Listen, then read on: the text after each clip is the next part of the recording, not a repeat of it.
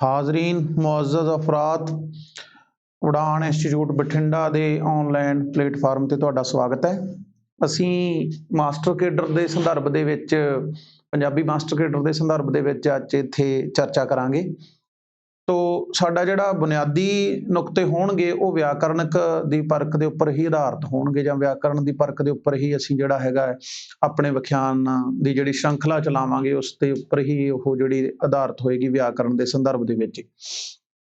ਤੋ ਇਸੇ ਕੰਟੈਕਸਟ ਦੇ ਵਿੱਚ ਅਸੀਂ ਲਗਾਤਾਰ ਜਿਹੜੇ ਹੋਣਗੇ ਉਹ ਆਪਣੀ ਸ਼੍ਰੰਖਲਾ ਦੇ ਲੈਕਚਰ ਜਿਹੜੇ ਤੁਹਾਨੂੰ ਦੇਵਾਂਗੇ। ਤੋ ਸਰਵਪ੍ਰਥਮ ਆਪਣੇ ਮਾਸਟਰ ਕੇਡਰ ਦੇ ਸਿਲੇਬਸ ਦੇ ਅਕੋਰਡਿੰਗ ਅਸੀਂ ਅੱਜ ਗੱਲ ਕਰਾਂਗੇ ਭਾਸ਼ਾ ਤੇ ਬੋਲੀ ਦੇ ਸੰਦਰਭ ਦੇ ਵਿੱਚ। ਅੱਗੇ ਵੀ ਕਈ ਲੈਕਚਰ ਇਸ ਸੰਦਰਭ ਦੇ ਵਿੱਚ ਆ ਚੁੱਕੇ ਨੇ।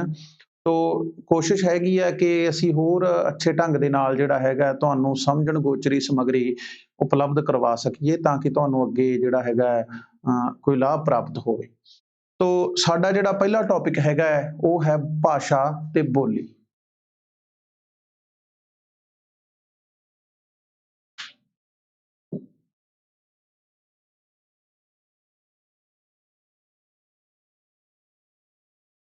ਭਾਸ਼ਾ ਤੇ ਜੋ ਬੋਲੀ ਹੈ ਇਹ ਕੀ ਨੇ? ਇਹ ਕੀ ਚੀਜ਼ ਹੈਗੀ ਆ? ਕਿਹੜੀ ਵਬਾ ਦਾ ਨਾਂ ਹੈ ਜਾਂ ਕਿਹੜੀ ਬਲਾ ਦਾ ਨਾਂ ਹੈ ਜਿਹਨੂੰ ਭਾਸ਼ਾ ਆਖਿਆ ਜਾਂਦਾ ਹੈ ਜਾਂ ਬੋਲੀ ਕੀ ਹੈ?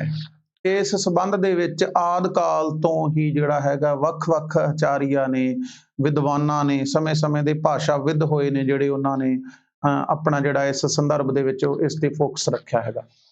ਤੋ ਸਭ ਤੋਂ ਪਹਿਲੀ ਗੱਲ ਅਸੀਂ ਗੱਲ ਕਰਦੇ ਹੈਗੇ ਆ ਕਿ ਭਾਸ਼ਾ ਦੀ। ਬੋਲੀ ਉਸ ਦਾ ਅਗਲੇਰਾ ਰੂਪ ਹੈ। ਭਾਸ਼ਾ ਕੀ ਹੈ?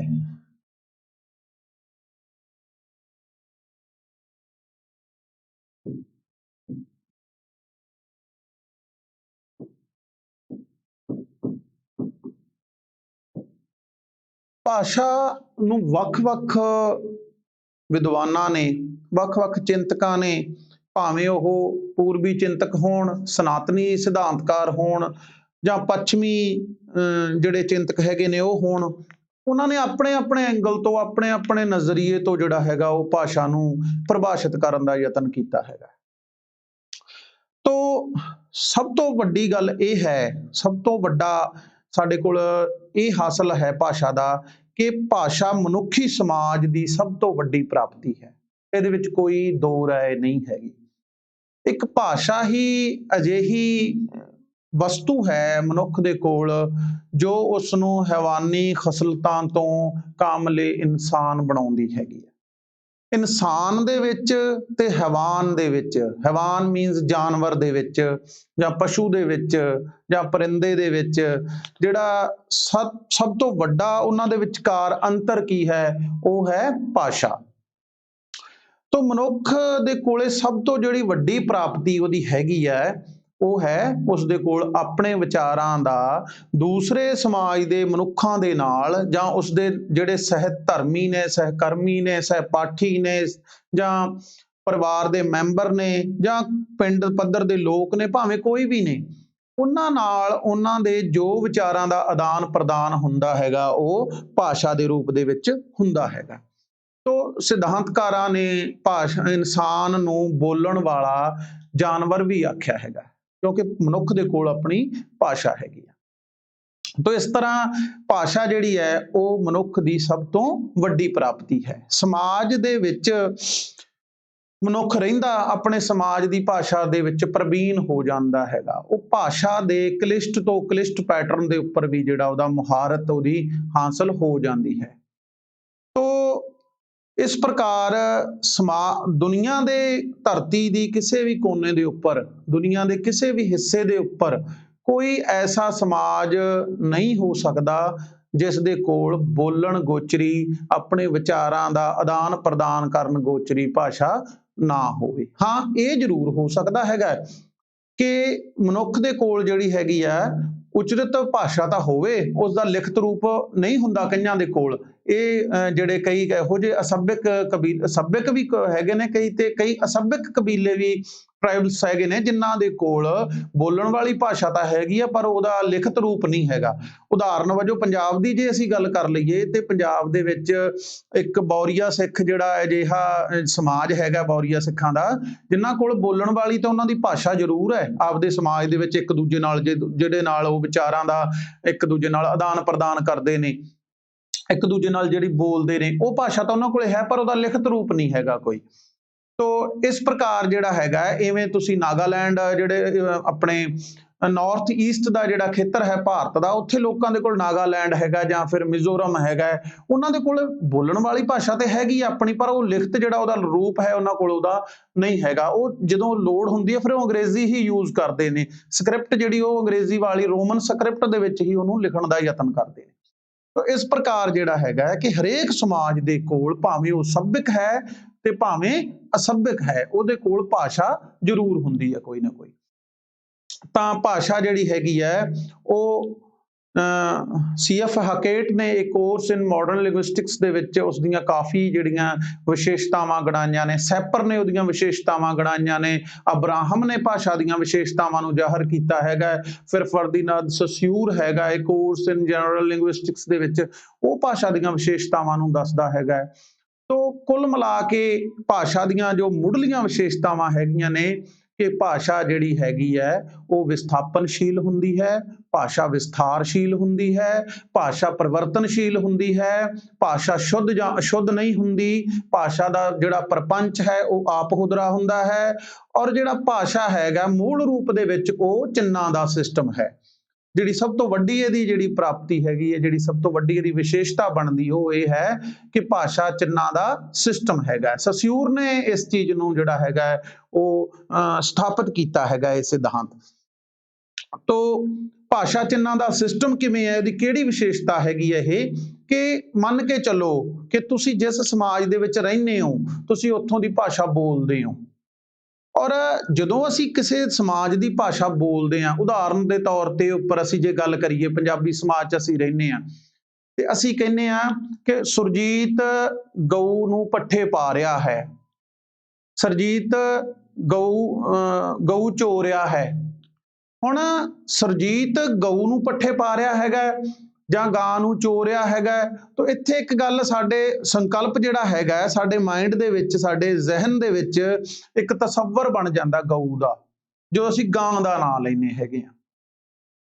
ਤੋ ਦੁੱਧ ਚੋ ਰਿਹਾ ਹੈ, ਜਦੋਂ ਦੁੱਧ ਦੀ ਗੱਲ ਕੀਤੀ ਹੈ ਤੇ ਦੁੱਧ ਦਾ ਤਸੱਵਰ ਸਾਡੇ ਜਿਹੜਾ ਬਣ ਜਾਂਦਾ ਹੈਗਾ ਸਾਡੇ ਜ਼ਿਹਨ ਦੇ ਵਿੱਚ ਬਣ ਜਾਂਦਾ ਹੈਗਾ। ਉਹ ਚਿੰਨ੍ਹ ਦੁੱਧ ਇੱਕ ਪਦਾਰਥ ਵਾਸਤੇ, ਇੱਕ ਲਿਕੁਇਡ ਵਾਸਤੇ, ਇੱਕ ਦਰਵ ਦੇ ਵਾਸਤੇ ਦੁੱਧ ਸ਼ਬਦ ਪੰਜਾਬੀ ਦੇ ਵਿੱਚ ਵਰਤਿਆ ਜਾਂਦਾ ਹੈ, ਇੱਕ ਪਸ਼ੂ ਵਾਸਤੇ ਗਾਂ ਸ਼ਬਦ ਵਰਤਿਆ ਜਾਂਦਾ ਹੈ।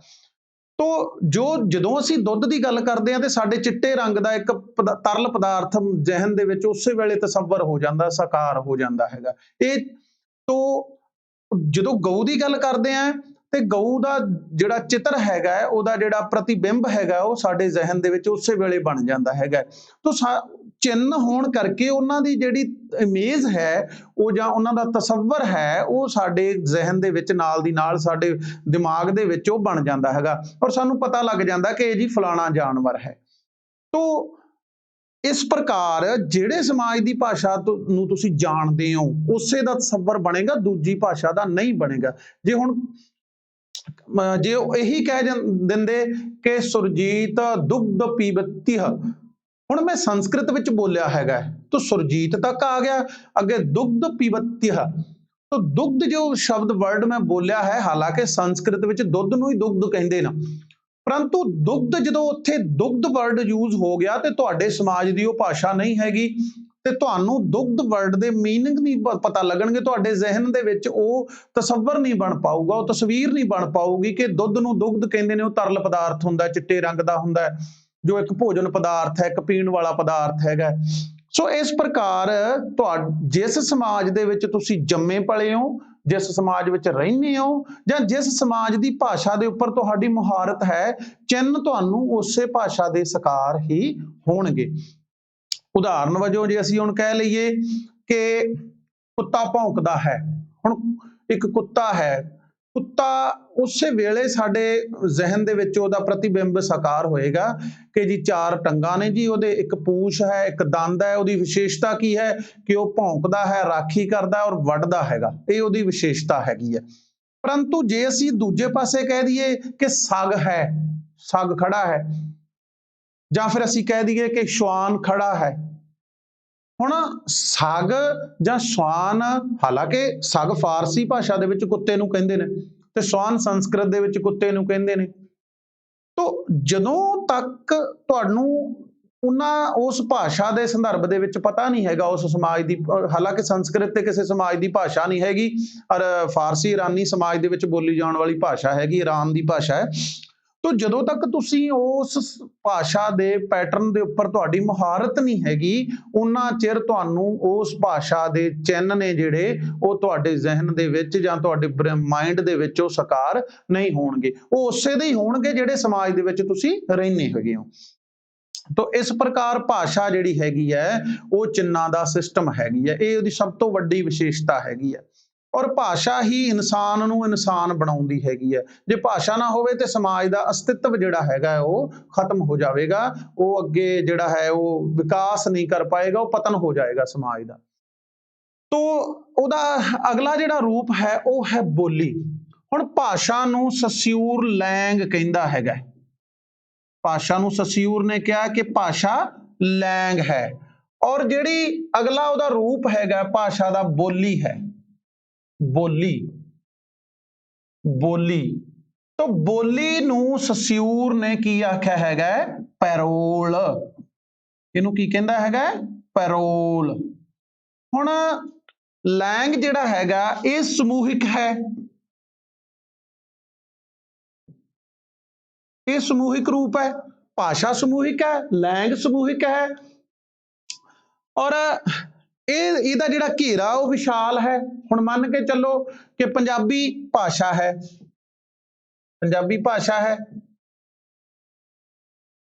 ਹੁਣ ਪੰਜਾਬੀ ਮੁੱਢਲੀ ਭਾਸ਼ਾ ਹੈ। ਹੁਣ ਅਸੀਂ ਪੰਜਾਬੀ ਦੀ ਇੱਥੋਂ ਦੀ ਗੱਲ ਕਰੀਏ, ਭਾਵੇਂ ਲਹਿੰਦੀ ਦੀ ਗੱਲ ਕਰੀਏ, ਭਾਵੇਂ ਅਸੀਂ ਜਿਹੜਾ ਹੈਗਾ ਉਹ ਪਾਕਿਸਤਾਨ ਦੇ ਵੱਖ-ਵੱਖ ਖਿੱਤਿਆਂ ਦੀ ਗੱਲ ਕਰੀਏ, ਹਾਲਾਂਕਿ ਜਿਹੜੀ ਡੋਗਰੀ ਤੇ ਜੰਮੂ ਜਿਹੜੀ ਹੈਗੀ ਪੁੰਛੀ ਹੈਗੀ ਉਹ ਵੀ ਪੰਜਾਬੀ ਦੀਆਂ ਹੀ ਇੱਕ ਰੂਪ ਹੈਗੇ ਨੇ। ਤਾਂ ਸਮਗਰ ਜਿਹੜਾ ਰੂਪ ਹੈਗਾ, ਸਮਸਤ ਰੂਪ ਜਿਹੜਾ ਹੈਗਾ ਉਹਦਾ ਉਹ ਭਾਸ਼ਾ ਅਖਵਾਉਂਦਾ ਹੈਗਾ। ਤੋਂ ਭਾਵ ਕੀ ਹੈ? ਜਿਹੜਾ ਲੈਂਗ ਹੈ ਉਹ ਸਮੂਹਿਕ ਹੈ, ਭਾਸ਼ਾ ਦਾ ਰੂਪ ਹੈ, ਉਹ ਇੱਕ ਵੱਡਾ ਰੂਪ ਹੈ। ਔਰ ਜਿਹੜੇ ਬੋਲੀ ਹੈ ਅੱਗੇ ਜਾ ਕਰਕੇ ਉਹਨੂੰ ਸਸਿਊਰ ਪੈਰੋਲ ਕਹਿੰਦਾ ਹੈਗਾ। ਪੈਰੋਲ, ਪੈਰੋਲ ਕੀ ਹੈ? ਉਹ ਵਿਅਕਤੀਗਤ ਹੈ। ਪੈਰੋਲ ਕੀ ਹੈਗੀ ਹੈ? ਉਹ ਵਿਅਕਤੀਗਤ ਹੁੰਦੀ ਹੈਗੀ ਹੈ। ਵਿਅਕਤੀਗਤ ਤੋਂ ਭਾਵ ਕੀ ਹੈ? ਸਵੈ ਇੱਛਤ। ਉਹ ਕੀ ਹੈ? ਸਵੈ ਇੱਛਤ ਹੈ। ਜਿੱਥੇ ਭਾਸ਼ਾ ਸਮੂਹਿਕ ਹੈ ਔਰ ਬੋਲੀ ਵਿਅਕਤੀਗਤ ਹੁੰਦੀ ਹੈਗੀ ਆ ਔਰ ਸਵੈ ਇੱਛਤ ਹੁੰਦੀ ਹੈਗੀ ਆ, ਇਹਨਾਂ ਦੋਵਾਂ ਦੇ ਵਿਚਕਾਰ ਫਰਕ ਇਹ ਹੈ। ਭਾਸ਼ਾ ਜੇਕਰ ਆ ਭਾਸ਼ਾ ਹੈ ਤੇ ਆ ਇਹਦੇ ਵਿਚਕਾਰ ਬੋਲੀ ਦਾ ਖੇਤਰ ਹੈ। ਬੋਲੀ ਦਾ ਖੇਤਰ ਜਿਹੜਾ ਹੁੰਦਾ ਹੈ ਭਾਸ਼ਾ ਦੇ ਖੇਤਰ ਤੋਂ ਛੋਟਾ ਹੁੰਦਾ ਹੈਗਾ। ਤੋ ਜਿੱਥੇ ਅਸੀਂ ਮੰਨ ਕੇ ਚੱਲੋ ਕਿ ਭਾਸ਼ਾ ਦੇ ਵਿੱਚ ਤੁਸੀਂ ਕਹਿੰਦੇ ਹੋ ਕਿ ਜੀ ਅਸੀਂ ਅੰਗਰੇਜ਼ੀ ਭਾਸ਼ਾ ਦੀ ਗੱਲ ਹੀ ਕਰ ਲਈਏ ਜਾਂ ਪੰਜਾਬੀ ਭਾਸ਼ਾ ਦੀ ਗੱਲ ਹੀ ਕਰ ਲਈਏ। ਹੁਣ ਜਿੱਥੇ ਤੁਸੀਂ ਕੋਈ ਕਹਿੰਦਾ ਹੈ ਕਿ ਜੀ ਉਹ ਜਾਂਦੇ ਹਨ, ਜਿਵੇਂ ਕਹਿ ਦਈਏ ਅਸੀਂ ਸਧਾਰਨ ਰੂਪ ਦੇ ਵਿੱਚ ਜਾਂਦੇ ਹਨ, ਕੋਈ ਕਹਿੰਦਾ ਜਾਂਦੇ ਨੇ, ਕੋਈ ਕਹਿੰਦਾ ਜਾਂਦੇ ਪਏ ਨੇ। ਤੋ ਜਿਹੜੇ ਅਲੱਗ-ਅਲੱਗ ਇਹ ਰੂਪ ਅਸੀਂ ਵਰਤੇ ਨੇ, ਇੱਕ ਸ਼ਬਦ ਵਰਤਿਆ ਜੀ ਸੁਰਜੀਤ ਜਾਂਦਾ ਹੈ, ਕੋਈ ਕਹਿੰਦਾ ਸੁਰਜੀਤ ਜਾਂਦਾ ਪਿਆ ਹੈ, ਕੋਈ ਕਹਿੰਦਾ ਸੁਰਜੀਤ ਜਾਣ ਡਿਆ ਹੈ, ਕੋਈ ਕਹਿੰਦਾ ਸੁਰਜੀਤ ਜਾਂਦਾ ਰਿਹਾ ਹੈ। ਤੋ ਇਹ ਜਿਹੜੇ ਅਲੱਗ-ਅਲੱਗ ਉਹਦੇ ਪੈਟਰਨ ਨੇ, ਵੱਖਰੇ-ਵੱਖਰੇ ਰੂਪ ਨੇ, ਉਹ ਸਵੈ ਇੱਛਤ ਨੇ। ਜੇਕਰ ਤੁਸੀਂ ਭਾਸ਼ਾ ਦੇ ਵਿੱਚ ਕਾਰਨ ਹੈ ਤੇ ਬੋਲੀ ਦੇ ਵਿੱਚ ਤੁਸੀਂ ਉਹਨੂੰ ਕਾਰਨ ਕਹਿੰਦੇ ਹੋ, ਇਹ ਤੁਹਾਡੀ ਬੋਲੀ ਹੈ। ਇਹਨਾਂ ਵਿਚਕਾਰ ਇਹ ਅੰਤਰ ਸੰਬੰਧ ਹੈ। ਠੀਕ ਹੈ। ਜੇਕਰ ਭਾਸ਼ਾ ਦੇ ਵਿੱਚ ਇੱਕ ਸ਼ਬਦ ਹੈ ਪੱਗ ਜਾਂ ਦਸਤਾਰ, ਇੱਕ ਤੁਸੀਂ ਉਹਨੂੰ ਸਾਫਾ ਕਹਿੰਦੇ ਹੋ, ਮੁੱਕਾ ਕਹਿੰਦੇ ਹੋ, ਸਮੋਸਾ ਕਹਿੰਦੇ ਹੋ, ਗਮਛਾ ਕਹਿੰਦੇ ਹੋ, ਇਹ ਤੁਹਾਡਾ ਜਿਹੜੀ ਹੈਗੀ ਆ ਬੋਲੀ ਹੈ, ਇਹ ਤੁਹਾਡਾ ਉਚਰਿਤ ਰੂਪ ਹੈ। एक समग्र रूप हैगा भाषा दे विच, एक वर्ड दा एक मुख रूप है और एक तुहाडा उचारण दा पद्धर हैगा जिहड़ा तुहाडी बोली दे अंतर्गत आउंदा है। तो इस प्रकार भाषा जिहड़ी हैगी है वो समग्र रूप दे विच है, समूहिक रूप दे विच है। सस्यूर ने उस नूं लैंग आख्या है, किंतु जिहड़ी बोली हुंदी हैगी आ ਉਹ ਉਹਦਾ ਉਚਰਿਤ ਰੂਪ ਹੁੰਦਾ ਹੈਗਾ, ਪੈਰੋਲ ਦਾ ਰੂਪ ਹੁੰਦਾ ਹੈਗਾ ਔਰ ਉਹ ਇੱਕ ਸਵੈ ਇੱਛਤ ਹੁੰਦੀ ਹੈ ਜਾਂ ਵਿਅਕਤੀਗਤ ਹੁੰਦੀ ਹੈਗੀ। ਜਿਵੇਂ ਪੰਜਾਬੀ ਭਾਸ਼ਾ ਹੈ ਔਰ ਮਲਵਈ ਬੋਲੀ ਹੈ, ਦੁਆਬੀ बोली है, पुआधी बोली है, माझी बोली है, राठी बोली है, पटियाणी है, डोगरी है, पुंछी है, पोठोहारी है। तो ये सारियां ਉਹਦੀਆਂ ਬੋਲੀਆਂ ਨੇ। ਇੱਥੇ ਸਾਡਾ ਇਹ ਜਿਹੜਾ ਇਹਨਾਂ ਦਾ ਅੰਤਰ ਸੰਬੰਧ ਹੈਗਾ ਸਾਨੂੰ ਇੱਥੇ ਕਲੀਅਰ ਹੋ ਜਾਣਾ ਚਾਹੀਦਾ ਹੈਗਾ। तो फिर की ਹੁੰਦਾ ਹੈਗਾ ਕਿ ਇਸ ਪ੍ਰਕਾਰ ਜਿਹੜੀ ਬੋਲੀ ਨੂੰ ਆਮ ਕਰਕੇ ਨਾ ਜਿਹੜਾ ਹੈਗਾ ਹੈ ਉਰਦੂ ਫਾਰਸੀ ਵਾਲੇ ਜ਼ੁਬਾਨ ਕਹਿੰਦੇ ਨੇ, ਅਰਬੀ ਵਾਲੇ ਉਹਨੂੰ ਲਿਸਾਨ ਕਹਿੰਦੇ ਹੈਗੇ ਨੇ। ਜ਼ੁਬਾਨ ਜਾਂ ਲਿਸਾਨ ਜਾਂ ਟੰਗ ਜਾਂ ਲਿੰਗੂਆ ਜਾਂ ਲੈਂਗੁਏਜ ਇਹ ਸਾਰੇ ਇੱਕ ਸਿੱਕੇ ਦੇ ਦੋ ਪਹਿਲੂ ਹੈਗੇ ਨੇ ਸਾਰੇ ਦੇ ਸਾਰੇ। तो इस प्रकार जिहड़ी भाषा ते बोली दा जिहड़ा अंतर संबंध है। और एक गल ये भी इत्थे याद रखण योग बनदी हैगी है कि भाषा ते बोली नूं आपस दे विच कदे मिलाया नहीं जा सकदा ते ना इन्हां नूं कदे नखेड़िया जा सकदा। ये एक सिक्के दे दो पहलू ने, ना तां तुसीं इन्हां नूं इकट्ठियां कर सकदे हो ते ना ही इन्हां नूं तुसीं आपस दे विच जुदा कर सकदे हो जां नखेड़ सकदे हो। इस प्रकार तो एक समाज की जिहड़ी भाषा है वो उसकी बड़ी ही कीमती धरोहर हुंदी हैगी है। और भाषा हमेशा सर्वकाली जीवंत वस्तु है, भाषा कदे मरदी नहीं, भाषा का कदे नाश नहीं होया करदा। और एक गल होर जिहड़ी हुंदी है वो इत्थे अहम हैगी है कि कदे भी भाषा शुद्ध जां अशुद्ध नहीं हुंदी, भाषा हमेशा शुद्ध ही हुंदी हैगी है। भाषा का रूप ये कदे पुरातन समय दे विच गल बड़ी हुंदी सीगी कि भाषा फलानी भाषा अशुद्ध है।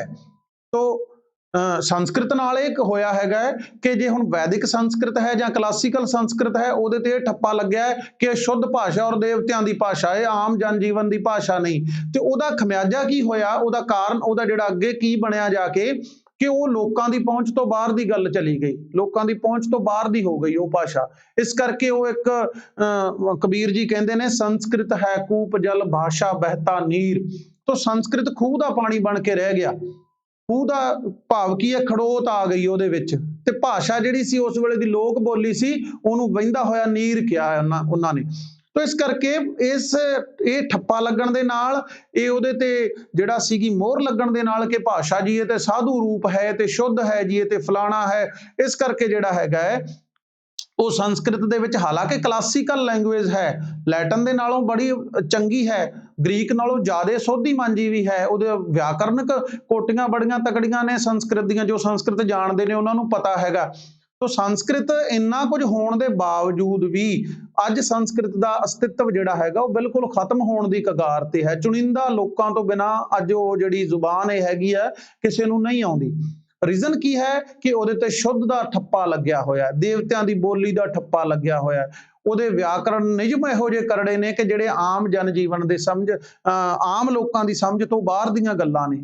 जे तो साधारण भाषा दे विच एक अपने दो लिंग ने, ਉਹਦਾ जेंडर सिस्टम देखिए तो संस्कृत विच 3 ने, जे असीं नंबर की गल करिए साधारण लैंगुएज दे विच 2 ने और ਉਹਦੇ कोल 3 ने। तो बड़ी ही संपूर्ण है, समग्र है। किंतु फिर उही गल आ जाती हैगी है कि जो शुद्ध की गल हो गई, आम जन जीवन तो बाहर की गल हो गई, किसी समाज ने उन्होंने अपनाया नहीं हैगा, तो इस करके ਉਹਦੇ च खड़ोत आ गई। तो इवें ही जिहड़ी भाषा है, भाषा जिहड़ी हुंदी है वो नीर हुंदा हैगा, भाव की है वो वहिंदा होया पानी है, वो लोक धारा दे नाल जुड़ी हुई समगरी हैगी है। ਉਹਨੂੰ ਕਦੇ ਵੀ ਲੋਕਾਂ ਦੇ ਨਾਲੋਂ ਸਮਾਜ ਦੇ ਨਾਲੋਂ ਭਾਸ਼ਾ ਨੂੰ ਵਿਛੁੰਨਿਆ ਨਹੀਂ ਜਾ ਸਕਦਾ। ਜੇ ਸਮਾਜ ਨਾਲੋਂ ਅਸੀਂ ਭਾਸ਼ਾ ਨੂੰ ਵਿਛੁੰਨ ਦਿਆਂਗੇ ਤੇ ਦੋਵਾਂ ਦੀ ਹਸਤੀ ਜਿਹੜੀ ਹੈਗੀ ਆ ਉਹ ਖਤਮ ਹੋ ਜਾਏਗੀ। ਸਮਾਜ ਜਿਹੜਾ ਭਾਸ਼ਾ ਤੋਂ ਜੇ ਮਹਿਰੂਮ ਹੋ ਗਿਆ ਤੇ ਸਮਾਜ ਦਾ ਅਸਤਿਤਵ ਜਿਹੜਾ ਹੈਗਾ ਉਹ ਨਾਸ਼ ਹੋ ਜਾਵੇਗਾ। तो इस प्रकार भाषा ते समाज और बोली इन्हां तिन्नां दा आपस दे विच बड़ा द्वंदात्मक रिश्ता हैगा, इन्हां दा कदे भी ना टुटण वाला रिश्ता हैगा आपस दे विच। फिर असीं गल करदे हैगे अगे जा करके कि समाज दे विच फिर भाषा दे जिहड़े विविध रूप बन जांदे ने, भाषा दे विविध रूप ਵਿਵਿਧ ਹੁੰਦਾ ਵੱਖਰੇ ਵੱਖਰੇ ਰੂਪ। ਜਿਸ ਸਮਾਜ ਦੇ ਪੱਧਰ ਦੇ ਵਿੱਚ ਨੂੰ ਜਦੋਂ ਅਸੀਂ ਸਮਾਜ ਦੇ ਪੱਧਰ ਤੇ ਇਹਨੂੰ ਵੇਖਦੇ ਹੈਗੇ ਆ ਤੇ ਭਾਸ਼ਾ ਦੇ ਵੱਖਰੇ ਵੱਖਰੇ ਰੂਪ ਸਾਡੇ ਸਨਮੁਖ ਆਉਂਦੇ ਹੈਗੇ ਨੇ। ਪਹਿਲਾ ਉਹਦਾ ਰੂਪ ਹੈ ਊੜਾ ਹੈ ਵਿਅਕਤੀ ਭਾਸ਼ਾ। ਵਿਅਕਤੀ ਭਾਸ਼ਾ ਇਹਨਾਂ ਚੀਜ਼ਾਂ ਨੂੰ ਯਾਦ ਰੱਖਣਾ ਹੈਗਾ ਕਿਉਂਕਿ ਜਦੋਂ ਭਾਸ਼ਾ ਤੇ ਬੋਲੀ ਦੀ ਗੱਲ ਕਰਦੇ ਆ ਤੇ ਭਾਸ਼ਾ ਵਿਗਿਆਨ ਦਾ ਇੱਕ ਅੱਗੇ ਇੱਕ ਉਹਦੀ ਬ੍ਰਾਂਚ ਹੈਗੀ ਹੈ ਸੋਸ਼ਲ ਲਿੰਗੁਇਸਟਿਕਸ, ਸਮਾਜ ਭਾਸ਼ਾ ਵਿਗਿਆਨ। ਉਹ ਇਸ ਚੀਜ਼ ਨੂੰ ਜਿਹੜਾ ਹੈਗਾ ਉਹਨੂੰ ਅਧਿਐਨ ਕਰਦਾ ਹੈਗਾ, ਉਹਨੂੰ ਵਿਚਾਰਦਾ ਹੈਗਾ। ਜਿਹੜੇ ਮੈਂ ਗੱਲ ਕਰ ਰਿਹਾ ਭਾਸ਼ਾ ਦੇ ਰੂਪਾਂ ਦੀ ਗੱਲ ਕਰੀਏ ਜਾਂ ਭਾਸ਼ਾ ਦੀਆਂ ਜਿਹੜੀਆਂ ਵੈਰਾਈਟੀਜ਼ ਹੈਗੀਆਂ ਨੇ ਅਗਲੀਆਂ ਜਾ ਕਰਕੇ ਤੋ ਉਹਨਾਂ ਦੀ ਗੱਲ ਕਰਦੇ ਹੈਗੇ ਆ ਜਾਂ ਸਮਾਜ ਦੇ ਪੱਧਰ ਤੇ ਜੋ ਭਾਸ਼ਾ ਦਾ ਅਧਿਐਨ ਕਰਦਾ ਹੈਗਾ ਉਹ ਸਮਾਜ ਭਾਸ਼ਾ ਵਿਗਿਆਨ ਹੈ। ਔਰ ਪੱਛਮ ਦੇ ਵਿੱਚ ਜਿਹੜੀ ਹੈਗੀ ਆ ਪ੍ਰਚਲਿਤ ਹੋਈ ਇਸ ਬ੍ਰਾਂਚ ਸਮਾਜ ਭਾਸ਼ਾ ਵਿਗਿਆਨ ਦੀ ਜਿਹੜੀ ਬ੍ਰਾਂਚ ਹੈਗੀ ਆ ਇਹ ਕੋਈ ਬਹੁਤੀ ਪੁਰਾਣੀ ਨਹੀਂ ਹੈ। 50 ਕੁ ਸਾਲ ਪਹਿਲਾਂ ਜਿਹੜਾ ਇਹ ਅਨੁਸ਼ਾਸਨ ਹੋਂਦ ਵਿੱਚ ਆਇਆ ਹੈਗਾ। ਔਰ ਜੇ ਅਸੀਂ ਗੱਲ ਕਰੀਏ ਤੇ ਵਿਲੀਅਮ ਲੈਬੋਵ, ਫਿਸ਼ਮੈਨ, ਗੰਪਰਜ਼, ਪਿਟਕਾਰਡਰ, ਸੂਜ਼ਨ ਰੋਮਾਨੀ ਔਰ ਬਰਨਾਰਡ ਸਪੋਸਕੀ ਵਰਗੇ ਜਿਹੜੇ ਬੰਦੇ ਹੈਗੇ ਨੇ ਉਹਨਾਂ ਨੇ ਇਸ ਦੇ ਫੀਲਡ ਦੇ ਵਿੱਚ ਬੜਾ ਨਿੱਠ ਕੇ ਕੰਮ ਕੀਤਾ ਹੈਗਾ। ਬੜਾ ਹੀ ਅੱਛਾ ਕੰਮ ਹੋਇਆ ਹੈਗਾ ਪੱਛਮ ਦੇ ਵਿੱਚ ਇਸ ਫੀਲਡ ਦੇ ਵਿੱਚ। ਤੋ ਮੂਲ ਰੂਪ ਦੇ ਵਿੱਚ ਜਿਹੜਾ ਹੈਗਾ ਸਮਾਜ ਭਾਸ਼ਾ ਵਿਗਿਆਨ ਨੂੰ ਤਿੰਨ ਬੰਦੇ ਬੜਾ ਹੀ ਟਿਕਾ ਕੇ ਜਿਹੜਾ ਹੈਗਾ ਉਹਨੂੰ ਐਕਸਪਲੇਨ, ਜਿਹਨੂੰ ਪੰਜਾਬੀ ਚ ਟਿਕਾ ਕੇ ਕਹਿੰਦੇ ਅਸੀਂ ਐਕਸਪਲੇਨ ਕਰਦੇ ਨੇ। ਇੱਕ ਤਾਂ ਹੈਗਾ ਲੈਬੋਵ, ਇੱਕ ਹੈਗਾ ਫਿਸ਼ਮੈਨ ਔਰ ਇੱਕ ਹੈਗਾ ਆਪਣਾ ਗੰਪਰਜ਼। ਤੋ ਤਿੰਨ ਬੰਦਿਆਂ ਨੇ ਜਿਹੜਾ ਹੈਗਾ ਇਹਨਾਂ ਨੇ ਇਹਨੂੰ ਬੜਾ ਹੀ ਅੱਛੇ ਢੰਗ ਦੇ ਨਾਲ ਬੜੇ ਹੀ ਤਰੀਕੇ ਦੇ ਨਾਲ ਸਮਾਜ ਭਾਸ਼ਾ ਵਿਗਿਆਨ ਨੂੰ ਐਕਸਪਲੇਨ ਕੀਤਾ ਹੈਗਾ। ਤੋ ਸਮਾਜ ਭਾਸ਼ਾ ਵਿਗਿਆਨ ਦੇ ਵਿੱਚ ਹੀ ਭਾਸ਼ਾ ਤੇ ਬੋਲੀ ਦੀ ਜਿਹੜੀਆਂ ਜੋ ਟਰਮਸ ਹੈਗੀਆਂ ਨੇ ਇਹਨਾਂ ਨੂੰ ਵਿਚਾਰਿਆ ਜਾਂਦਾ ਹੈਗਾ ਤੇ ਇਸੇ ਦੇ ਅਕੋਰਡਿੰਗ ਹੀ ਭਾਸ਼ਾ ਦੇ ਫਿਰ ਵਿਵਿਧ ਰੂਪ ਬਣਦੇ ਹੈਗੇ ਨੇ ਸਮਾਜ ਦੇ ਵਿੱਚ, ਕਿਉਂਕਿ ਗੱਲ ਹੀ ਸਮਾਜ ਨਾਲ ਜੁੜੀ ਹੋਈ ਹੈ। ਸਮਾਜ ਦੇ ਪੱਧਰ ਦੇ ਉੱਪਰ ਹੀ ਭਾਸ਼ਾ ਦਾ ਅਸਤਿਤਵ ਹੈ ਤੇ ਜੇ ਸਮਾਜ ਨਹੀਂ ਤੇ ਭਾਸ਼ਾ ਦਾ ਅਸਤਿਤਵ ਕੋਈ ਨਹੀਂ। ਇਸ ਕਰਕੇ ਸਮਾਜ ਦੇ ਅਕੋਰਡਿੰਗ ਹੀ ਅਸੀਂ ਇਸ ਨੂੰ ਵਿਚਾਰਦੇ ਹੈਗੇ ਹਾਂ। ਤਾਂ ਸਰਵਪ੍ਰਥਮ ਜਿਹੜੀ ਹੈਗੀ ਆ ਉਹ ਹੈਗੀ ਆ ਵਿਅਕਤੀ ਭਾਸ਼ਾ। ਹੁਣ ਵਿਅਕਤੀ ਭਾਸ਼ਾ ਕੀ ਹੈਗੀ ਆ, ਮੈਂ ਪਹਿਲਾਂ ਦੱਸ ਚੁੱਕਾ ਹੈਗਾ ਕਿ ਭਾਸ਼ਾ ਜਿਹੜਾ ਸਮੂਹਿਕ ਰੂਪ ਹੈਗਾ, ਭਾਸ਼ਾ ਸਮਗਰ ਰੂਪ ਹੈ ਔਰ ਬੋਲੀ ਉਹਦਾ ਉਚਰਿਤ ਰੂਪ ਹੈਗਾ। ਤੇ ਜਿਹੜਾ ਉਚਰਿਤ ਰੂਪ ਹੈ ਉਹ ਹੈ ਵਿਅਕਤੀ ਭਾਸ਼ਾ, ਆਈਡੋਲੈਕਟ। ਇਹਦੇ ਵਿੱਚ ਕੀ ਹੁੰਦਾ ਹੈਗਾ ਕਿ ਹਰੇਕ ਮਨੁੱਖ ਦੀ, ਹਰੇਕ ਬੰਦੇ ਦੀ ਆਪਣੀ ਹੀ ਇੱਕ ਬੋਲੀ ਹੁੰਦੀ ਹੈ। ਤੁਹਾਡੇ ਤੇ ਕੋਈ ਵਿਆਕਰਣ ਦੀ ਕੋਈ ਜਿਹੜਾ ਹੈਗਾ ਜਾਂ ਕਿਸੇ ਭਾਸ਼ਾ ਸ਼ਾਸਤਰੀ ਦੀ ਕੋਈ ਇਹਦੇ ਤੇ ਕੋਟੀ ਲਾਗੂ ਨਹੀਂ ਹੁੰਦੀ ਕਿ ਤੁਸੀਂ ਕਿਵੇਂ ਬੋਲਣਾ ਹੈ। ਤੁਸੀਂ ਅੰਗਰੇਜ਼ੀ 'ਚ ਸੁਸਾਇਟੀ ਕਹਿੰਦੇ ਹੋ, ਸਟੈਟੀ ਕਹਿੰਦੇ ਹੋ, ਤੁਸੀਂ ਪਿਓਰ ਕਹਿੰਦੇ ਹੋ, ਤੁਸੀਂ ਖਾਲਸ ਕਹਿੰਦੇ ਹੋ, ਤੁਸੀਂ ਸ਼ੁੱਧ ਕਹਿੰਦੇ ਹੋ, ਇਹ ਤੁਹਾਡੀ ਆਪਣੀ ਮਰਜ਼ੀ ਹੈ। ਤੁਸੀਂ ਬੰਬੂ ਕਾਟ ਕਹਿੰਦੇ ਹੋ ਜਾਂ ਤੁਸੀਂ ਮੋਟਰਸਾਈਕਲ ਕਹਿੰਦੇ ਹੋ, ਤੁਸੀਂ ਸਕੂਟਰ ਕਹਿੰਦੇ ਹੋ, ਉਹ ਤੁਹਾਡੇ ਆਪਣੇ ਤੇ ਤੁਹਾਡੇ ਤੇ ਨਿਰਭਰ ਕਰਦਾ ਹੈ। ਤੁਸੀਂ ਚੇਅਰ ਕਹਿੰਦੇ ਹੋ ਜਾਂ ਤੁਸੀਂ ਕੁਰਸੀ ਕਹਿੰਦੇ ਹੋ, ਇਹ ਤੁਹਾਡੇ ਤੇ ਕਰਦਾ ਹੈਗਾ। ਕੋਈ ਟੇਬਲ ਕਹਿੰਦਾ, ਕੋਈ ਮੇਜ਼ ਕਹਿੰਦਾ, ਕੋਈ ਸਟੂਲ ਕਹਿੰਦਾ, ਇਹ ਤੁਹਾਡੀ ਹੀ ਆਪਣਾ ਮਰਜ਼ੀ ਹੈ। ਇਹ ਤੁਹਾਡਾ ਸਵੈ ਇੱਛਤ ਵਰਤਾਰਾ ਹੈਗਾ। ਇਸ ਕਰਕੇ ਇਸ ਨੂੰ ਆਈਡੋਲੈਕਟ ਕਿਹਾ ਜਾਂਦਾ। ਇਹ ਵਿਅਕਤੀ ਭਾਸ਼ਾ ਹੈ। ਇਹ ਤੁਸੀਂ ਜਿਵੇਂ ਮਰਜ਼ੀ ਆਪਣੀ ਮਰਜ਼ੀ ਦੇ ਨਾਲ ਇਹਨੂੰ ਜਿਹੜਾ ਹੈਗਾ ਉਹਨੂੰ ਉਚਾਰੋ।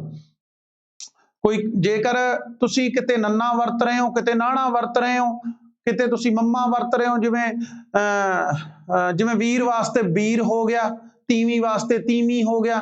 ਤੋ ਇਸ ਕਰਕੇ ਇਹ ਤੁਹਾਡੇ ਤੇ ਹੀ ਨਿਰਭਰ ਕਰਦਾ ਹੈਗਾ ਕਿ ਤੁਸੀਂ ਕਿਹੜੇ ਢੰਗ ਨਾਲ ਉਹਨੂੰ ਉਚਾਰ ਰਹੇ ਹੋ। ਇਹਨੂੰ ਸਮਾਜ ਭਾਸ਼ਾ ਵਿਗਿਆਨ ਦੇ ਜਿਹੜੇ ਵਕਤੇ ਹੈਗੇ ਨੇ ਉਹਨਾਂ ਨੇ ਇਸ ਨੂੰ ਵਿਅਕਤੀ ਭਾਸ਼ਾ ਦਾ ਨਾਂ ਦਿੱਤਾ ਹੈਗਾ। ਇਹਨੂੰ ਵਿਅਕਤੀ ਭਾਸ਼ਾ ਕਹਿੰਦੇ ਨੇ। ਤੋ ਇਹਦਾ ਦੂਸਰਾ ਜਿਹੜਾ ਰੂਪ ਹੈ ਉਹ ਹੈ, ਅਗਲੀ ਇਹਦੀ ਜਿਹੜੀ ਵੈਰਾਈਟੀ ਹੈਗੀ ਆ ਉਹਨੂੰ ਆਖਿਆ ਜਾਂਦਾ ਹੈਗਾ ਪਿਜਨ।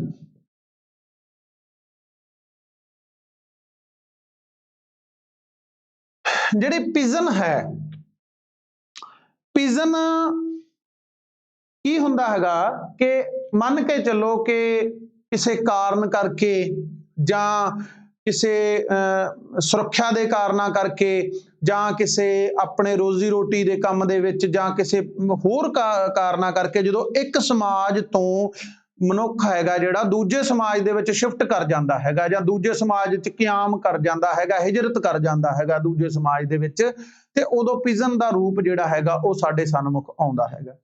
ਉਦਾਹਰਨ ਤੌਰ ਤੇ ਅੱਜ ਦੀ ਗੱਲ ਕਰੀਏ, ਅੱਜ ਬੱਚੇ ਆਇਲਸ ਕਰਕੇ ਬਾਹਰ ਜਾ ਰਹੇ ਨੇ, ਤਾਂ ਉੱਥੋਂ ਉਹ ਆਇਲਸ ਇੱਕ ਟੈਸਟ ਹੈਗਾ ਜਿਹਦੇ 'ਚ ਤੁਹਾਨੂੰ ਇਹ ਦੇਖਿਆ ਜਾਂਦਾ ਕਿ ਤੁਸੀਂ ਅੰਗਰੇਜ਼ੀ ਜਾਣਦੇ ਹੋ, ਤੁਸੀਂ ਸਮਝ ਸਕਦੇ ਹੋ, ਤੁਸੀਂ ਪੜ੍ਹ ਸਕਦੇ ਹੋ, ਤੁਸੀਂ ਬੋਲ ਸਕਦੇ ਹੋ।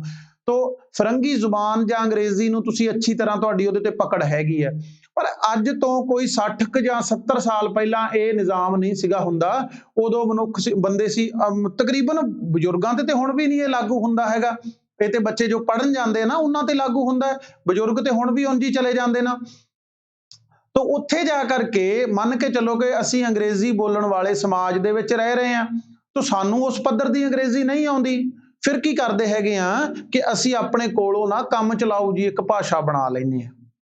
ਕੰਮ ਚਲਾਊ ਜੀ ਭਾਸ਼ਾ ਕੀ ਹੈ? ਉਹਦੇ ਵਿੱਚ ਕੁਛ ਕੁ ਤੇ ਪੰਜਾਬੀ ਹੈ, ਕੁਛ ਕੁ ਉਹਦੇ 'ਚ ਅੰਗਰੇਜ਼ੀ ਹੈ, ਕੁਛ ਕੁ ਕਿਰਿਆ ਰੂਪ ਪੰਜਾਬੀ ਦੇ ਨੇ, ਕੁਝ ਕੁ ਅੰਗਰੇਜ਼ੀ ਦੇ ਵਰਬ ਨੇ। ਤਾਂ ਉਸ ਮਿਲੀ ਜੁਲੀ ਭਾਸ਼ਾ ਦੇ ਨਾਲ ਇੱਕ ਨਵੀਂ ਜੀ ਭਾਸ਼ਾ ਕੱਢ ਲੈਂਦੇ ਹੈਗੇ ਆ, ਜਿਹਨੂੰ ਪਿਜਨ ਆਖਿਆ ਜਾਂਦਾ ਸਮਾਜ ਭਾਸ਼ਾ ਵਿਗਿਆਨ ਦੇ ਜਾਮੀਏ ਦੇ ਵਿੱਚ। ਇਹਦਾ ਜਨਮ ਕਦੋਂ ਹੋਇਆ ਸੀਗਾ? ਇਹ ਆਖਿਆ ਜਾਂਦਾ ਕਿ ਚੀਨੀ ਵਪਾਰੀ ਬੜਾ ਲੰਮਾ ਸਮਾਂ ਪਹਿਲਾਂ ਸੀਗੇ ਜਿਹੜੇ, ਉਹ ਦੂਜੇ ਦੇਸ਼ਾਂ ਦੇ ਵਿੱਚ ਗਏ। ਹੁਣ ਚੀਨੀ ਜ਼ੁਬਾਨ ਜਿਹੜੀ ਬੜੀ ਟੇਢੀ ਹੈ, ਤੋਂ ਬੜੀ ਸੁਰਾਤਮਕ ਭਾਸ਼ਾ ਹੈ, ਟੋਨ ਦੀ ਬੜੀ ਅਹਿਮੀਅਤ ਹੈ ਉਹਦੇ ਵਿੱਚ, ਹਰੇਕ ਬੰਦੇ ਨੂੰ ਚੀਨੀ ਬੋਲਣੀ ਨਹੀਂ ਆਉਂਦੀ। ਤੋਂ ਇਸ ਕਰਕੇ ਜਿਹੜਾ ਸੀਗਾ, ਚੀਨੀ ਲੋਕਾਂ ਨੇ ਕੀ ਕੀਤਾ ਕਿ ਕੁਛ ਕੁ ਚੀਨੀ ਭਾਸ਼ਾ ਤੇ ਕੁਛ ਕੁ ਜਿਹੜੇ ਸਮਾਜ ਦੇ ਵਿੱਚੋਂ ਜਾਂਦੇ ਸੀ ਉੱਥੋਂ ਦੀ ਭਾਸ਼ਾ, ਉਹਨਾਂ ਨੇ ਰਲੀ ਮਿਲੀ ਜੀ ਭਾਸ਼ਾ ਆਪਣੇ ਕੰਮ ਚਲਾਉਣ ਵਾਲੀ ਬਣਾ ਲਈ, ਜਿਹਦਾ ਨਾਮ ਪਿਜਨ ਧਰਿਆ ਗਿਆ, ਪਿਜਨ ਆਖਿਆ ਗਿਆ। ਤਾਂ ਪਿਜਨ ਵੀ ਚੀਨੀ ਦਾ ਵਰਡ ਹੈ, ਤਾਂ ਜਿਹਦਾ ਅਰਥ ਹੈ ਰਲਿਆ ਮਿਲਿਆ, ਮਿਕਸਅਪ। ਤਾਂ ਇਸ ਕਰਕੇ ਜਿਹੜੀ ਇੱਕ ਨਵੀਂ ਭਾਸ਼ਾ ਬਣ ਜਾਂਦੀ ਹੈਗੀ ਆ। ਤਾਂ ਜਿਵੇਂ ਮੈਂ ਅੰਗਰੇਜ਼ੀ ਸਮਾਜ ਦੀ ਤੁਹਾਨੂੰ ਉਦਾਹਰਨ ਦਿੱਤੀ ਹੈਗੀ ਹੈ, ਜਾਂ ਮੰਨ ਕੇ ਚੱਲੋ ਕਿ ਤੁਸੀਂ, ਜਾਂ ਸਾਡੇ ਤੇ ਜਿਵੇਂ ਮੁਸਲਮਾਨ ਹਮਲਾਵਰ ਇੱਥੇ ਹਮਲਾ ਕਰਦੇ ਰਹੇ ਨੇ। 792 ਦੇ ਵਿੱਚ ਮੁਹੰਮਦ ਬਿਨ ਕਾਸਿਮ ਪਹਿਲਾ ਹਮਲਾ ਕਰਦਾ ਹੈ, ਔਰ 1526 ਤੱਕ ਬਾਬਰ ਤੱਕ ਦੇ ਹਮਲੇ ਤੱਕ ਉੱਥੇ ਹਮਲੇ ਹੀ ਹੁੰਦੇ ਰਹਿੰਦੇ ਨੇ, ਇੱਥੋਂ ਤੱਕ ਮੁਸਲਮਾਨਾਂ ਦੇ, ਤੁਰਕਾਂ ਦੇ, ਅਫਗਾਨਾਂ ਦੇ, ਜਾਂ ਈਰਾਨ ਦੇ ਆਪਣੇ ਸੀਗੇ ਜਿਹੜੇ ਅਰਬਾਂ ਦੇ। ਇਹਨਾਂ ਦੇ ਵਿੱਚ ਕੀ ਸੀਗਾ ਕਿ ਇਹਨਾਂ ਦੀ ਜ਼ੁਬਾਨ ਜਿਹੜੀ ਹੈਗੀ ਆ ਉਹ ਫਾਰਸੀ ਅਰਬੀ ਹੈ ਜਾਂ ਟਰਕੀ ਹੈ। ਤਾਂ ਹਿੰਦੁਸਤਾਨ ਦੇ ਵਿੱਚ ਹਿੰਦੀ ਬੋਲੀ ਜਾਂਦੀ ਹੈ, ਜਾਂ ਬ੍ਰਿਜ ਭਾਸ਼ਾ ਬੋਲੀ ਜਾਂਦੀ ਹੈ, ਜਾਂ ਆਪਣੀ ਇੱਥੋਂ ਦੀ ਸਾਡੀ ਆਪਣੀ ਇੱਥੋਂ ਦੀ ਜ਼ੁਬਾਨ ਸੀਗੀ ਜਿਹੜੀ ਉਹ ਬੋਲੀ ਜਾਂਦੀ ਸੀਗੀ। ਤਾਂ ਕੀ ਸੀਗਾ ਕਿ ਉਹਨਾਂ ਲੋਕਾਂ ਨੂੰ ਬੜੀ ਔਖਿਆਈ ਆਉਂਦੀ ਸੀ ਬੋਲਣ ਵਾਸਤੇ, ਫਿਰ ਉਹਨਾਂ ਨੇ ਵੀ ਰਲੀ ਮਿਲੀ ਜ਼ੁਬਾਨ ਨੂੰ ਆਪਣਾ ਚਲਾ ਲਿਆ ਕੰਮ। ਜਦੋਂ ਰਲੀ ਮਿਲੀ ਬੋਲੀ ਬੋਲਣ ਲੱਗ ਪਏ, ਕੁਝ ਟਰਕੀ ਦੇ ਵਰਡ ਹੋ ਗਏ, ਕੁਝ ਫਾਰਸੀ ਦੇ ਹੋ ਗਏ, ਕੁਝ ਅਰਬੀ ਦੇ ਹੋ ਗਏ, ਕੁਝ ਹੋਰ ਜ਼ੁਬਾਨਾਂ ਦੇ, ਸੈਮਟਿਕ ਜ਼ੁਬਾਨਾਂ ਦੇ ਵਰਡ ਹੋ ਗਏ। ਤਾਂ ਰਲੀ ਮਿਲੀ ਜੀ ਇੱਕ ਪਿਜਨ ਉਹਨਾਂ ਨੇ ਵੀ ਕੰਮ ਚਲਾ ਲਿਆ ਸੀਗਾ। ਹੌਲੀ ਹੌਲੀ ਫਿਰ ਤੇ ਫਿਰ ਮੂਲ ਭਾਸ਼ਾ ਤਾਂ ਦਰਬਾਰੀ ਭਾਸ਼ਾ ਸੀ ਤੇ ਫਾਰਸੀ ਬਣ ਗਈ ਸੀਗੀ, ਪਰ ਆਮ ਲੋਕਾਂ ਦੀ ਭਾਸ਼ਾ ਜਿਹੜੀ ਸੀਗੀ ਉਹ ਰਲੀ ਮਿਲੀ ਬਣ ਗਈ ਸੀਗੀ। ਤਾਂ ਇਸ ਪ੍ਰਕਾਰ ਜਿਹੜੀ ਪਿਜਨ ਹੈਗੀ ਆ, ਪਿਜਨ ਇੱਕ ਰਲੀ ਮਿਲੀ ਭਾਸ਼ਾ ਹੁੰਦੀ ਹੈਗੀ ਆ। ਤੁਸੀਂ ਆਮ ਕਰਕੇ ਹੁਣ ਆਪਾਂ ਮੈਸੇਜ ਕਰਦੇ ਹੈਗੇ ਆ, ਤੁਸੀਂ ਸੁਨੇਹਾ ਲਿਖਦੇ ਹੋ ਮੋਬਾਈਲ ਦੇ ਉੱਪਰ, ਤੋਂ ਜਿਵੇਂ ਆਮ ਬੋਲਚਾਲ ਦੀ ਭਾਸ਼ਾ ਦੇ ਵਿੱਚ ਅਸੀਂ ਮੈਂ ਜੀ ਮੈਸੇਜ ਕੀਤਾ, ਅੱਜ ਮੈਂ ਬੜਾ ਵੀਕ ਸੀਗਾ, ਇਸ ਕਰਕੇ ਮੈਂ ਲੇਟ ਹੋ ਗਿਆ ਅੱਗੇ ਤੋਂ। ਇਸ ਪ੍ਰਕਾਰ ਦਾ ਜਿਹੜਾ ਹੈਗਾ ਸਾਡਾ ਰਵੱਈਆ ਹੈਗਾ ਐਵੇਂ ਬੋਲਣ ਦਾ, ਇਹਨੂੰ ਪਿਜਨ ਆਖਿਆ ਜਾਂਦਾ ਹੈ। ਇਹਦੇ ਵਿੱਚ ਰਲੇ ਮਿਲੇ ਸ਼ਬਦ ਹੁੰਦੇ ਹੈਗੇ ਨੇ, ਵੱਖਰੇ ਵੱਖਰੇ, ਅੱਧੇ ਕੁ ਤੁਹਾਡੀ ਜ਼ੁਬਾਨ ਦੇ ਹੁੰਦੇ ਨੇ, ਅੱਧੇ ਕੁ ਸੰਬੰਧਿਤ ਜ਼ੁਬਾਨ ਦੇ ਹੁੰਦੇ ਹੈਗੇ ਨੇ। ਤਾਂ ਇਸ ਪ੍ਰਕਾਰ ਇਹ ਇੱਕ ਰਲੀ ਮਿਲੀ ਜੀ ਭਾਸ਼ਾ ਬਣ ਜਾਂਦੀ ਹੈਗੀ। ਤਾਂ ਅਗਲੀ ਜਿਹੜੀ ਭਾਸ਼ਾ ਹੈਗੀ ਆ ਉਹਨੂੰ ਆਖਿਆ ਜਾਂਦਾ ਇਸ ਦੇ ਰੂਪ ਨੂੰ ਕ੍ਰਿਓਲ।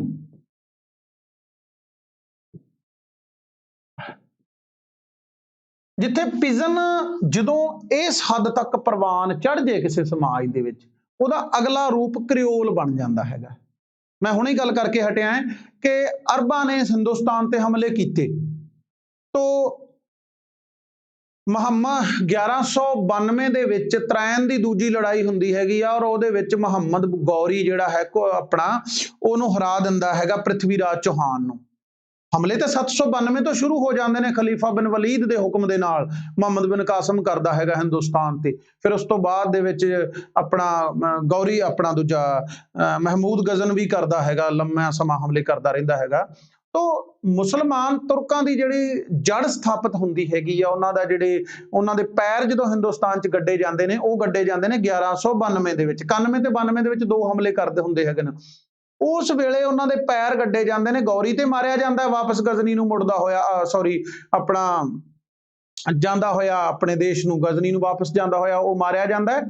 ਪਰੰਤੂ ਕੀ ਹੁੰਦਾ ਹੈਗਾ ਕਿ ਉਹ ਆਪਣਾ ਇੱਕ ਜਨਰਲ ਇੱਥੇ ਛੱਡ ਜਾਂਦਾ ਹੈਗਾ, ਕੁਤਬਦੀਨ ਐਬਕ। तो कुतुबुद्दीन इतिहास के विद्यार्थी जानते हैं कि कुतुबुद्दीन ऐबक तो लैके दिल्ली सल्तनत की नींह रखी जाती है।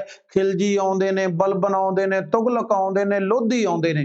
बड़ा लंबा समा 1192 तो लैके 1526 तक का पानीपत की दूजी लड़ाई तक का समा जिहड़ा हैगा है कोई 400-450 साल का जिहड़ा समा इहदे विच वख-वख जिहड़े हुक्मरान ने मुसलमान वो राज करते हैं। फिर उस तो बाद दे विच बाबर आउंदा हैगा, अफगान हैगा जो। तो इस प्रकार की हुंदा है कि इन्हां बंदियां दा इत्थे आउण दे नाल इन्हां दी जुबान फारसी है, अरबी है, टर्की है, तो इत्थों की जुबान वक्री है। तो इन्हां ने की कीता, फिर एक मिक्सअप जी भाषा बना ली।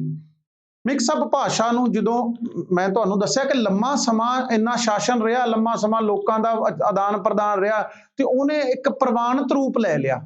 वो की बन गई क्रियोल। तो अज दी वो क्रियोल का रूप किहड़ा हैगा जे असीं कहीए ते अज दी वो क्रियोल का रूप है तुहाडा उर्दू जुबान। उर्दू क्रियोल है। किवें क्रियोल है? जदों ते तुसीं लिखोगे उर्दू नूं, उर्दू की स्क्रिप्ट होएगी फारसी। उर्दू की स्क्रिप्ट की है फारसी, परंतु उर्दू की जिहड़ी प्रोनंसीएशन है जां ग्रामेटिकल उहदे ते रूल जिहड़े लागू हुंदे ने वो काहदे हुंदे ने? हिंदी वाले हुंदे ने। साडे इत्थों दे रूल लागू उहदे ते हुंदे ने, जो हिंदी भाषा दे ने उही उर्दू दे ने। तो ग्रामेटिकल रूलों की गल करिए, उहदी प्रोनंसीएशन की गल करिए, तो उहदा संबंध जिहड़ा हैगा है वो भारती आरियाई भाषा परिवार नाल जुड़ जांदा है। ते जे असीं उहदी स्क्रिप्ट की गल करदे हां, उहदी आर्थोग्राफी के नियमां की गल करदे हां, जे असीं उहदे लिपि के नियम लभण का यतन करदे हां, ते फिर उहदा संबंध जिहड़ा हैगा वो सैमटिक लैंगुएजां दे नाल जाके सैमी भाषावां दे नाल जा करके जुड़ जांदा हैगा। परंतु वो प्रवान हो गया। हुण सारा अद्धे तो वध यूपी उर्दू बोलदा हैगा, दिल्ली दे विच लोग उर्दू बोलदे ने। तो वड्डे वड्डे शायर हिंदुस्तान च अल्लामा इकबाल, मिर्जा गालिब वर्गे उर्दू के शायर हो चुके ने। वड्डे वड्डे दीवान लिखे जा चुके ने, बड़ा प्रतिष्ठित हो गई है जुबान ये। तो इस करके जिहड़ा हैगा एक क्रियोल बन गई, उहनूं क्रियोल आख्या जांदा है। जदों पिजन नूं प्रतिष्ठित रूप मान लिया जाता, उन्होंने स्थापित रूप मान लिया जाता हैगा, ते वो फिर की बन जाता हुंदा अगे जा करके क्रियोल बन जाता है। इहदी अगली जिहड़ी वनगी है उहनूं आखदे ने गुप्त भाषा।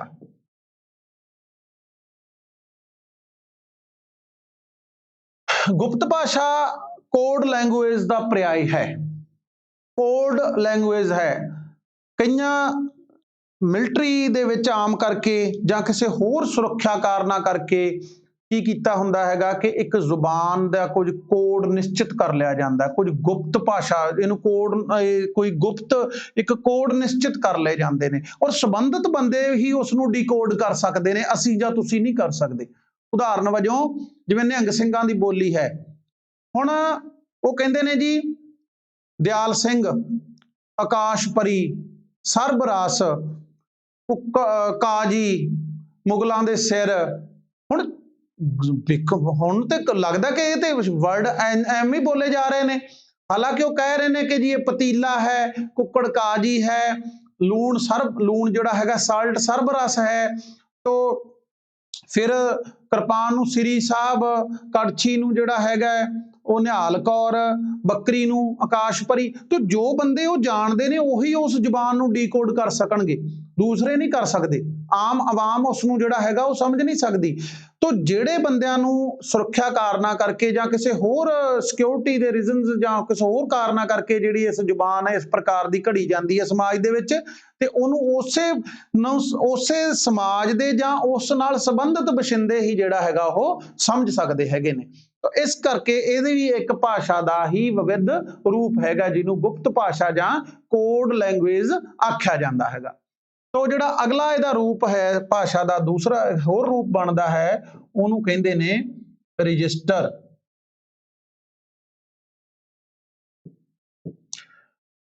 रजिस्टर की हुंदा हैगा कि भाषा का एक इहदा संबंध ना नौम चमस्की का जे तुसीं पढ़िया होवे योगता ते निभाओ उहदे नाल किते ना किते जा करके जुड़ जाता हैगा, इवें दा ही इहदा संबंध हैगा।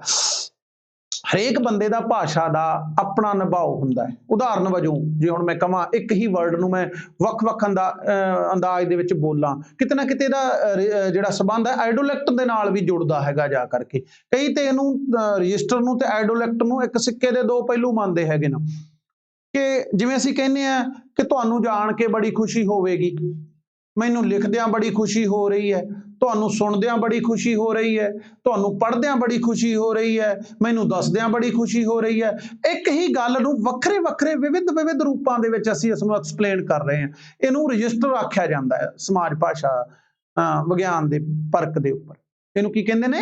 ਰਜਿਸਟਰ ਕਹਿੰਦੇ ਨੇ। ਇਹ ਵੀ ਇੱਕ ਭਾਸ਼ਾ ਦੀ ਵੰਨਗੀ ਹੈਗੀ ਹੈ ਕਿ ਇੱਕ ਗੱਲ ਨੂੰ ਵੱਖ-ਵੱਖ ਢੰਗਾਂ ਦੇ ਨਾਲ ਕਿਸ ਪ੍ਰਕਾਰ ਜਿਹੜਾ ਹੈਗਾ ਅਸੀਂ ਬਿਆਨ ਕਰਨਾ ਹੈਗਾ। ਤੋ ਉਸ ਤੋਂ ਬਾਅਦ ਦੇ ਵਿੱਚ ਜਿਹੜਾ ਅਗਲਾ ਰੂਪ ਹੈ ਇਹਦਾ ਉਹ ਹੈ ਜਾਰਗਨ।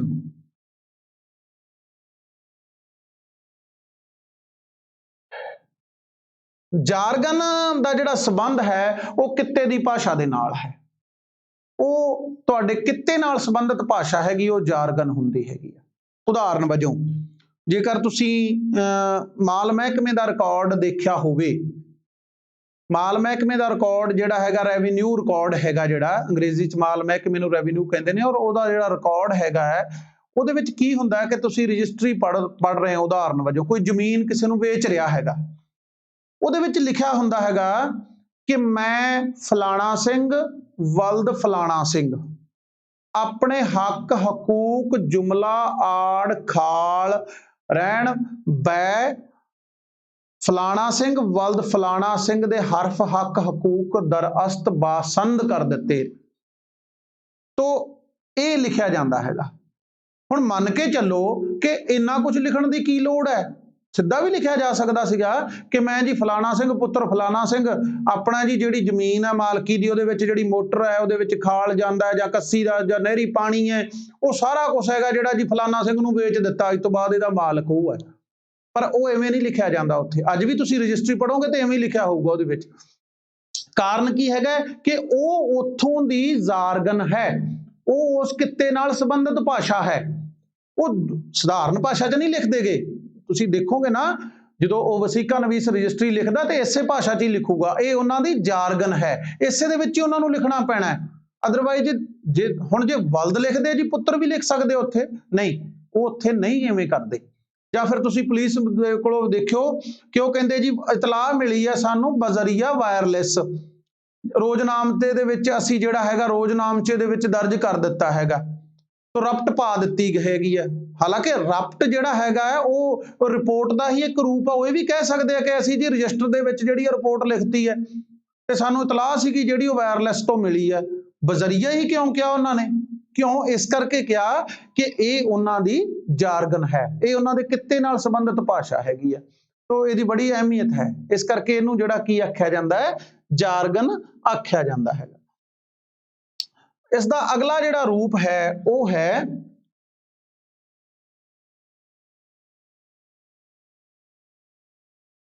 ਸਲੈਂਗ। ਅੰਗਰੇਜ਼ੀ 'ਚ ਸਲੈਂਗ ਕਹਿੰਦੇ ਨੇ, ਵੈਸੇ ਅਪਭਾਸ਼ਾ ਹੁੰਦਾ ਹੈਗਾ ਇਹ।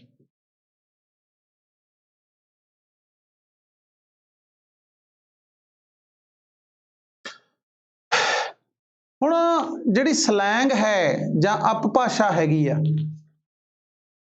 ਅਪਭਾਸ਼ਾ ਮੂਲ ਰੂਪ ਦੇ ਵਿੱਚ ਵਲਗਰ ਨਹੀਂ ਹੁੰਦੀ। ਪਹਿਲਾਂ ਤਾਂ ਇੱਕ ਗੱਲ ਸਾਨੂੰ ਇੱਥੇ ਜਾਣ ਲੈਣੀ ਚਾਹੀਦੀ ਹੈ ਕਿ ਵਲਗਰ ਲੈਂਗੁਏਜ ਤੇ ਸਲੈਂਗ ਲੈਂਗੁਏਜ ਦੋਨੇ ਵੱਖਰੇ ਵੱਖਰੇ ਪਹਿਲੂ ਹੈਗੇ ਨੇ ਜਾਂ ਵੱਖਰੀਆਂ ਵੱਖਰੀਆਂ ਮਦਾਂ ਹੈਗੀਆਂ ਨੇ।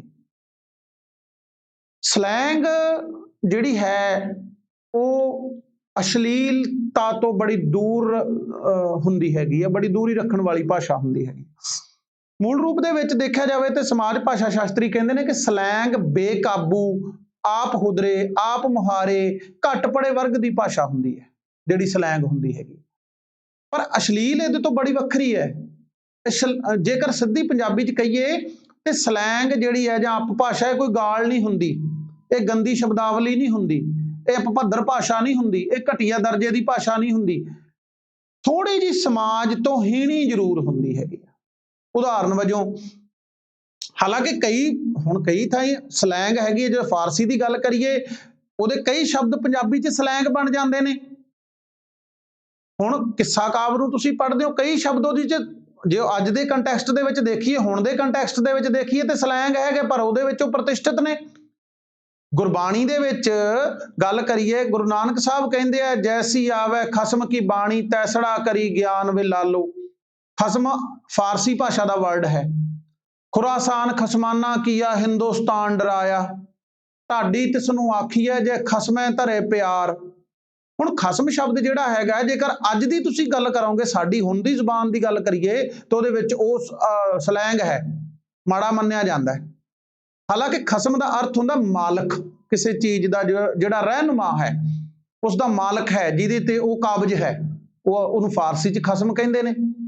ਪਰ ਅੱਜ ਉਹ ਸਲੈਂਗ ਬਣ ਗਿਆ ਫਾਰਸੀ 'ਚ, ਤੇ ਅੱਜ ਵੀ ਖਸਮ ਸ਼ਬਦ ਜਿਹੜਾ ਮਾਲਕ ਵਾਸਤੇ ਯੂਜ਼ ਹੁੰਦਾ। ਇਰਾਨ ਦੀ ਫਾਰਸੀ ਪੜ੍ਹੋ ਤੁਸੀਂ, ਉਹਦੇ 'ਚ ਖਸਮ ਹੋਏਗਾ। ਹਾਲਾਂਕਿ ਮੈਂ ਤੁਹਾਨੂੰ ਗੁਰਬਾਣੀ ਦੀਆਂ ਉਦਾਹਰਨਾਂ ਵੀ ਦਿੱਤੀਆਂ ਹੈਗੀਆਂ ਨੇ। ਸ਼ੇਖ ਸਾਦੀ ਨੂੰ ਪੜ੍ਹੋ, ਜਾਂ ਫਿਰ ਤੁਸੀਂ ਆਪਣੇ ਨਰੂਦਕੀ ਨੂੰ ਪੜ੍ਹ ਲਓ, ਮੌਲਾਨਾ ਰੂਮੀ ਨੂੰ ਪੜ੍ਹ ਲਓ, ਬੜਿਆਂ ਨੇ ਬੰਦਿਆਂ ਨੇ ਉਹ ਸਿੱਧਾ ਡਾਇਰੈਕਟ ਲਿਖਦੇ ਨੇ। ਸਾਡੇ ਗੁਰੂ ਸਾਹਿਬਾਨ ਨੇ ਵੀ ਸਿੱਧਾ ਹੀ ਲਿਖਿਆ ਹੈਗਾ। ਪਰ ਅੱਜ ਉਹ ਸਲੈਂਗ ਹੋ ਗਿਆ, ਉਹ ਸਲੈਂਗ ਬਣ ਗਿਆ। ਕਿੱਸਿਆਂ ਦੇ ਵਿੱਚ ਜਿਹੜਾ ਹੈਗਾ ਰੰਨ ਸ਼ਬਦ ਹੈ, ਔਰਤ ਦੇ ਵਾਸਤੇ ਵਰਤਿਆ ਜਾਂਦਾ ਹੈ। ਕਿੱਸਿਆਂ ਦੇ ਵਿੱਚ ਕਿਤੇ ਵੀ ਉਹ ਸਲੈਂਗ ਨਹੀਂ, ਪਰ ਅੱਜ ਸਲੈਂਗ ਬਣ ਗਿਆ। ਕੀ ਰੀਜ਼ਨ ਬਣ ਗਿਆ? ਇਹ ਗੱਲ ਵੱਖਰੀ ਹੈਗੀ ਆ, ਪਰ ਅੱਜ ਉਹ ਸਲੈਂਗ ਹੈ। ਤੋ ਸਲੈਂਗ ਜੇਕਰ ਇਹ ਅਸ਼ਲੀਲ ਹੁੰਦਾ, ਜੇਕਰ ਇਹ ਮਾੜੇ ਦਰਜੇ ਦਾ ਹੁੰਦਾ, ਤੇ ਕਿੱਸਾ ਕਵੀ ਜਾਂ ਗੁਰੂ ਸਾਹਿਬਾਨ ਜਾਂ ਫਾਰਸੀ ਦੇ ਬੜੇ ਆਲਾ ਇਲਮ, ਆਲਾ ਤਰੀਨ ਵਿਦਵਾਨ ਸੀਗੇ, ਜਿਹੜੇ ਬਹੁਤ ਵੱਡੇ ਵੱਡੇ, ਜਿਨ੍ਹਾਂ ਦਾ ਨਾਂ ਹੈਗਾ ਅੱਜ ਕਲਾਸੀਕਲ ਲਿਟਰੇਚਰ ਦੇ ਵਿੱਚ, ਪਰਸ਼ੀਅਨ ਦੇ ਵਿੱਚ ਫਿਰਦੌਸੀ ਵਰਗਿਆਂ ਦਾ ਉਹ ਨਾਂ ਵਰਤਦੇ। ਤੋ ਇਸ ਕਰਕੇ ਇਹ ਗੰਦਾ ਨਹੀਂ ਹੁੰਦਾ, ਪਰੰਤੂ ਥੋੜਾ ਜਿਹਾ ਹੀਣੇ ਦਰਜੇ ਦਾ ਜ਼ਰੂਰ ਹੁੰਦਾ, ਸਮਾਜ ਦੇ ਵਿੱਚ ਪ੍ਰਤਿਸ਼ਠਿਤ ਨਹੀਂ ਹੁੰਦਾ ਹੈਗਾ। ਜਿਵੇਂ ਅਸੀਂ ਗੱਲ ਕਰਦੇ ਹੈਗੇ, ਇਸ ਤੋਂ ਬਿਨਾਂ ਹੋਰ ਜਿਵੇਂ ਕਹਿੰਦੇ ਆ, ਮੁੰਡਿਆਂ ਦੇ ਵਾਸਤੇ, ਜੇਕਰ ਮੁੰਡਿਆਂ ਦਾ ਇਕੱਠ ਹੈਗਾ, ਉਹਦੇ ਵਾਸਤੇ ਮੰਡੀਰ ਸ਼ਬਦ ਤਿਰਸਕਾਰ ਭਰਿਆ ਹੁੰਦਾ ਹੈਗਾ, ਮੰਡੀਰ ਵਰਤਣਾ ਉਹਦੇ ਵਾਸਤੇ, ਵੱਗ ਸ਼ਬਦ ਵਰਤਣਾ। ਫਿਰ ਉਸ ਤੋਂ ਬਾਅਦ ਦੇ ਵਿੱਚ ਚਿੜੀ ਮਾਰ ਕਹਿਣਾ ਕਿਸੇ ਨੂੰ, ਉਸ ਤੋਂ ਬਾਅਦ ਲਸੂੜੀ ਕਹਿਣਾ, ਚਮਚਾ ਕਹਿਣਾ, ਤੋ ਗਿੱਦੜ ਮਾਰ ਕਹਿਣਾ, ਬਿੱਲੀ ਮਾਰ ਕਹਿਣਾ। ਤੋ ਇਹ ਜਿਹੜੇ ਵਰਡ ਹੁੰਦੇ ਹੈਗੇ ਨੇ ਇਹੋ ਜਿਹੇ, ਜਾਂ ਕਿਸੇ ਨੂੰ ਕਹਿਣਾ ਓਏ, ਓਏ ਸ਼ਬਦ ਹਾਲਾਂਕਿ ਕੋਈ ਗਾਲ ਨਹੀਂ, ਪਰੰਤੂ ਅਗਲਾ ਬੜਾ ਅੱਗੋਂ ਕੁਰਖਤ ਲਹਿਜੇ ਨਾਲ ਦੇਖਦਾ। ਤੋ ਇਸ ਪ੍ਰਕਾਰ ਇਹੋ ਜਿਹੇ ਜਿਹੜੇ ਸ਼ਬਦ ਹੁੰਦੇ ਨੇ, ਉਹਨਾਂ ਨੂੰ ਸਲੈਂਗ ਦੀ ਕੈਟਾਗਰੀ ਦੇ ਵਿੱਚ ਰੱਖਿਆ ਜਾਂਦਾ ਹੈਗਾ, ਜਾਂ ਇਸ ਕੈਟਾਗਰੀ ਦੇ ਵਿੱਚ ਵਿਚਾਰਿਆ ਜਾਂਦਾ ਹੈਗਾ। ਤੋ ਭਾਸ਼ਾ ਦਾ ਅਗਲਾ ਸਭ ਤੋਂ ਜਿਹੜਾ ਫਿਰ ਵੱਡਾ ਰੂਪ ਬਣ ਜਾਂਦਾ ਹੈ, ਉਹ ਹੁੰਦੀ ਹੈਗੀ ਹੈ ਉਪਭਾਸ਼ਾ। ਉਪਭਾਸ਼ਾ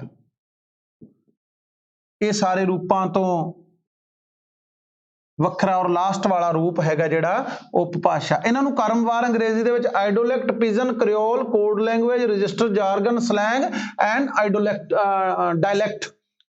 ਡਾਇਲੈਕਟ ਬੋਲਦੇ ਨੇ ਇਹਨੂੰ, ਉਪਭਾਸ਼ਾ ਨੂੰ। ਕਿਸੇ ਸਮਾਜ ਦੇ ਵੱਡੇ ਰੂਪ ਤੋਂ ਛੁੱਟ ਉਹਦਾ ਇੱਕ ਲਘੂ ਰੂਪ ਵੀ ਹੁੰਦਾ ਹੈ ਉਹਨੂੰ ਬੋਲਣ ਵਾਲਿਆਂ ਦਾ। ਭਾਵ ਕੀ ਹੈ ਕਿ ਇੱਕ ਵੱਡਾ ਸਮਾਜ ਹੈ, ਇੱਕ ਭਾਸ਼ਾ ਰੂਪੀ ਵੱਡਾ ਸਮਾਜ ਹੈ, ਔਰ ਬੋਲੀ ਉਹਦੀਆਂ ਅਲੱਗ-ਅਲੱਗ ਅੱਗੇ ਵੈਰਾਈਟੀਆਂ ਬਣ ਜਾਂਦੀਆਂ ਨੇ, ਬੋਲੀਆਂ ਬਣ ਜਾਂਦੀਆਂ ਨੇ।